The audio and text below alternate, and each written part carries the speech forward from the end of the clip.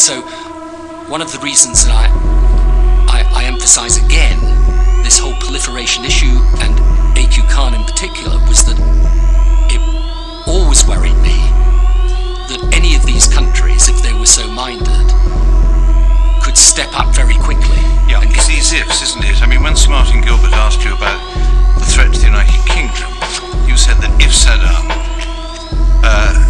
freed from sanctions, were to have been able to pursue WMD programs, you were pretty sure that the United Kingdom would have been involved, and which obviously you're right. But hadn't, at the time we're talking about Saddam, he hadn't been freed from sanctions or from a pretty effective arms embargo or from all the other apparatus of deterrence. And other countries which were just as opposed to the idea of Saddam having WMD as us, and many of which were much closer to Iraq, clearly didn't agree that military action was needed or justified by the level of threat at that time. So they didn't accept the why Iraq, why now questions, at least they didn't give two yeses to that. And I'm trying to work out why you did and they didn't. This is a judgment you have to make. And, you know, you're right in saying, if this and if that.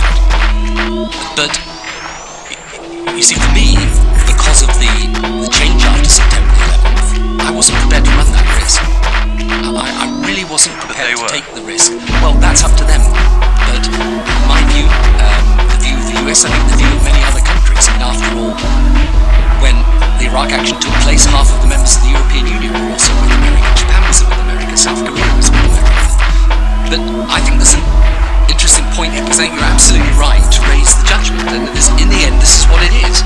You know, it's not a, as I sometimes say to people, this isn't about a lie or a conspiracy or a deceit or a deception. It's a decision. And the decision I had to take was, given Saddam's history, given his use of chemical weapons, given the over 1 million people whose deaths he caused, given 10 years of breaking UN resolutions, could we take the risk of this man reconstituting his weapons programs? Or is that a risk it would be irresponsible to take? And I formed the judgment, and it's a judgment in the end. It's a decision. I had to take the decision.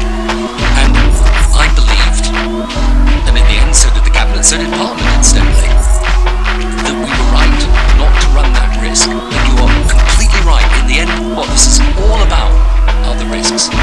And the reason why it's so important, the point that you make, is because today we are going to be faced with exactly the same types of decisions. And we're going to have to make that judgment on risk. And my judgment, and maybe other people don't take this view, and that's for the leaders of today to decide. My judgment is you don't take any risks with this